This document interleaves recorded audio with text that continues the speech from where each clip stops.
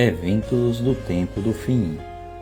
Um dos sinais que marcam que é necessário se cumprir antes da volta de Cristo é a pregação do Evangelho em todo o mundo, como está escrito na Bíblia Sagrada em São Mateus capítulo 24, verso 14, que diz o seguinte: E será pregado o Evangelho do Reino por todo o mundo, para testemunho a todas as nações, então virá o fim.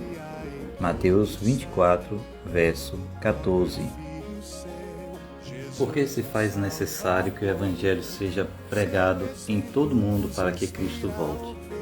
Porque é necessário que todos saibam sobre a volta de Jesus, ou seja, para que naquele dia ninguém seja pego de surpresa.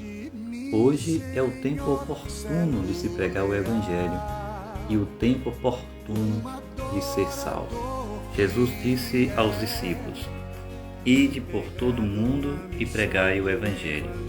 Quem crer e for batizado será salvo. Quem, porém, não crer já está condenado.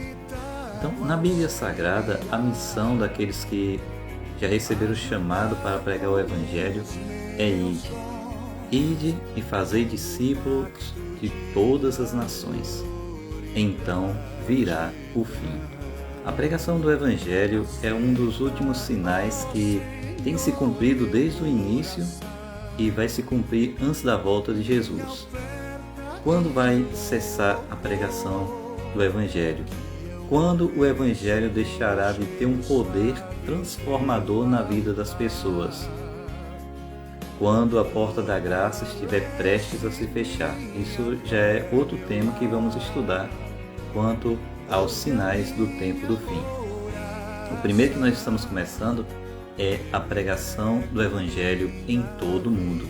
Todas as nações, todas as pessoas que existem no mundo, se faz necessário que elas ouçam, elas venham a ouvir que Jesus morreu por elas na cruz do Calvário e que esse mesmo Jesus morreu, ressuscitou, mas subiu e está hoje à direita do Pai, intercedendo como advogado, como diz lá em 1 João 2, verso 1. Filhinhos meus, não pequeis, mas se todavia vocês pecarem, tem advogado no céu, Jesus Cristo, o justo. Todas as pessoas precisam saber que Jesus está prestes a voltar. Ou seja, precisam conhecer a pregação do Evangelho, que é um Evangelho de vida e vida eterna. O fato de conhecer já liberta a pessoa, já faz com que a pessoa seja salva? Não. O mero conhecedor diante de Deus não será justificado pelo conhecimento que tem. Alguém pode ler a Bíblia de Gênesis e Apocalipse várias vezes, mas se ele só adquirir o conhecimento, só vai servir para o desenvolvimento intelectual dele, mas não para o espiritual. Se faz necessário que a pessoa viva o que está escrito na Bíblia Sagrada. Aí vem um texto bíblico que diz bem assim: muitos no dia da volta de Cristo vão dizer: Senhor, nós expulsávamos demônios em Teu nome, nós fazíamos curas em Teu nome, nós fazíamos maravilhas em Teu nome, visitávamos os enfermos. E Jesus vai olhar para esses crentes, para esses cristãos, vai dizer: olha, afastai-vos de mim, malditos, eu nem conheço vocês, nunca conheci vocês.